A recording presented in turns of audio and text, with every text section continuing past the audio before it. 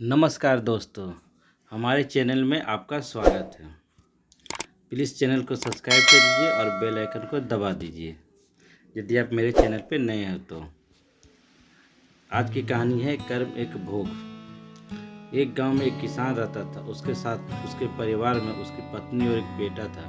कुछ सालों के बाद उसकी पत्नी की मृत्यु हो गई। उस समय उसके बेटे की उम्र 10 साल थी। किसान ने दूसरी शादी कर ली। उस दूसरी शादी से भी किसान को एक लड़का हुआ। किसान की दूसरी पत्नी की कुछ समय बाद मृत्यु हो गई।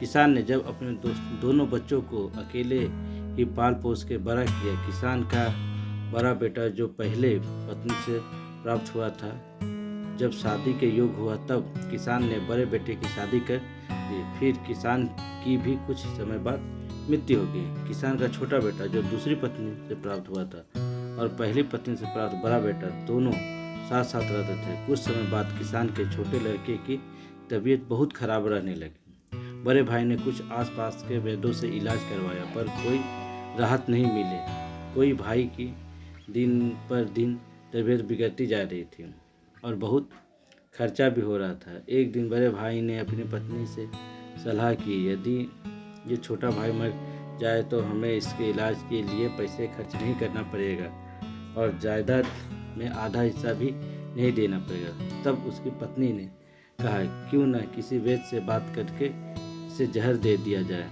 किसी को भी पता नहीं चलेगा और कोई शिकायत रिश्तेदार शक भी नहीं करेगा। जब यही कहेंगे कि वो बीमार था और बीमारी से ही मृत्यु हो गई। बड़े भाई ने ऐसा ही किया।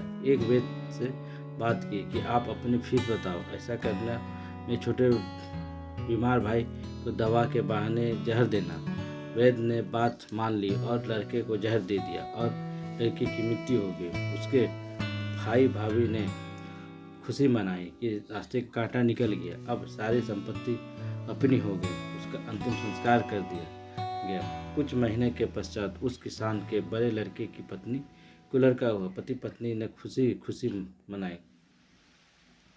बड़े की लाड प्यार से लड़के की परवरिश की। कुछ ही गिने वर्षों में लड़का जवान हो गया। उन्होंने अपने लड़के की भी शादी कर दी। शादी के कुछ समय बाद अचानक लड़का बीमार रहने लगा। माँ बाप के इस इलाज के लिए बहुत वैद्यों से इलाज करवाया। जिसने जितना पैसा मांगा दिया, सब कुछ दिया ताकि लड़का ठीक हो जाए।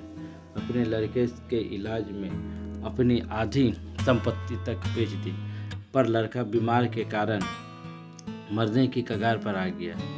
शरीर इतना ज़्यादा कमज़ोर हो गया कि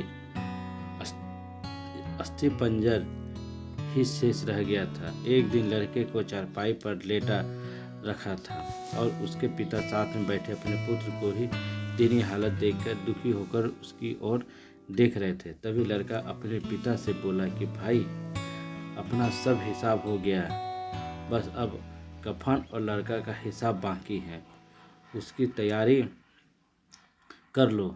ये सुनकर उसके पिता ने सोचा कि लड़के का दिमाग भी काम नहीं कर रहा है बीमारी के कारण, और बोला, बेटा, मैं तेरा बाप हूँ, भाई नहीं। तब लड़का बोला, मैं आपका वही भाई हूँ जो आपने जहर खिलाकर मरवाया था। इस संपत्ति के लिए आपने मरवाया था मुझे, अब वो मेरे इलाज के लिए आधी बिक चुकी है और आपकी शेष है। हमारा हिसाब हो गया है। तब उसके पिता फूट फूट कर रोते हुए बोले कि मेरा तो कुल नाश हो गया, जो किया मेरे आगे आ गया, पर तेरी पत्नी का क्या दोष है जो इस बेचारे को जिंदा जलाया जाएगा। उस समय सती प्रथा थी, जिसमें पति की चिता के साथ ही पत्नी को जला दिया जाता था। तब वो लड़का बोला कि वो वैद्य कहाँ है जिसने मुझे जहर खिलाया था। तब उसके पिता ने कहा कि तुम्हारी मृत्यु के 3 साल बाद वो मर गया था। तब लड़के ने कहा कि ये वही दुष्ट वैद्य है जो आज मेरी पत्नी रूप में है। मेरे मरने पर इसे जिंदा जलाया जाएगा। सीख, हमारा जीवन जो उतार चढ़ाव से भरा है, इसके पीछे हमारे ही कर्म होते हैं। हम जैसा बोएंगे वैसा ही काटना पड़ेगा। कर्म करो तो फल मिलता है, आज नहीं तो कल मिलता है। जितना गहरा अधिक वो कुआं उतना मीठा जल मिलता है।